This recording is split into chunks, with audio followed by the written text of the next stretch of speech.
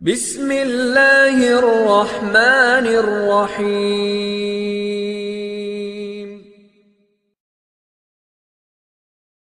ایک مسلمان قوم کی بیٹی کے پردہ کی کہانی۔ میری زندگی کی کہانی ایک مسلمان لڑکی کی ہے جو ایک چھوٹے سے گاؤں میں پیدا ہوئی۔ ہمارے خاندان میں اسلامی روایات کا بہت زیادہ خیال رکھا جاتا تھا، خاص طور پر پردے کا۔ میری ماں ہمیشہ مجھے سکھاتی تھیں کہ پردہ ہماری پہچان ہے اور ہماری عزت کی حفاظت کرتا ہے۔ جب میں نے ہوش سنبھالا تو میں نے اپنی ماں، دادی اور خاندان کی تمام خواتین کو پردے میں دیکھا۔ ان کے پردہ کرنے کا طریقہ نہ صرف ان کی ایمان کی مضبوطی کو ظاہر کرتا تھا بلکہ یہ بھی بتاتا تھا کہ وہ اپنی عزت و عصمت کو کتنا اہم سمجھتی ہیں۔ میری ماں نے مجھے ہمیشہ بتایا کہ پردہ ایک عورت کی عزت و وقار کا نشان ہے اور اس سے عورت کی حیا میں اضافہ ہوتا ہے۔ جب میں اسکول جانے لگی تو میں نے بھی پردہ کرنا شروع کیا۔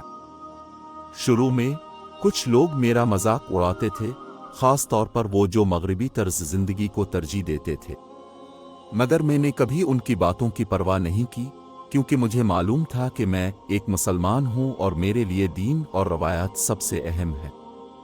وقت گزرتا گیا اور جیسے جیسے میں بڑی ہوئی، میں نے اپنے پردے کو ایک اور زاویے سے دیکھنا شروع کیا۔ مجھے احساس ہوا کہ پردہ صرف جسم کو ڈھانپنے کا نام نہیں ہے بلکہ یہ ایک عورت کی روحانیت اور پاکیزگی کی علامت ہے۔ میں نے دیکھا کہ پردہ کرنے سے لوگوں کا میرے ساتھ رویہ بدل جاتا تھا۔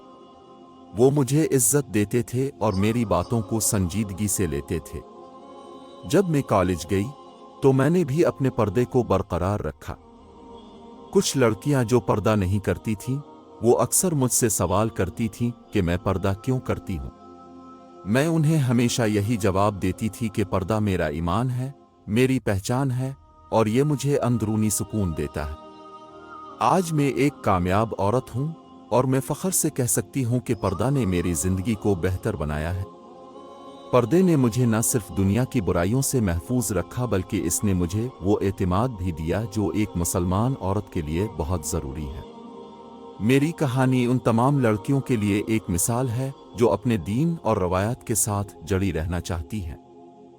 پردہ کوئی کمزوری نہیں بلکہ یہ ایک مسلمان عورت کی سب سے بڑی طاقت ہے۔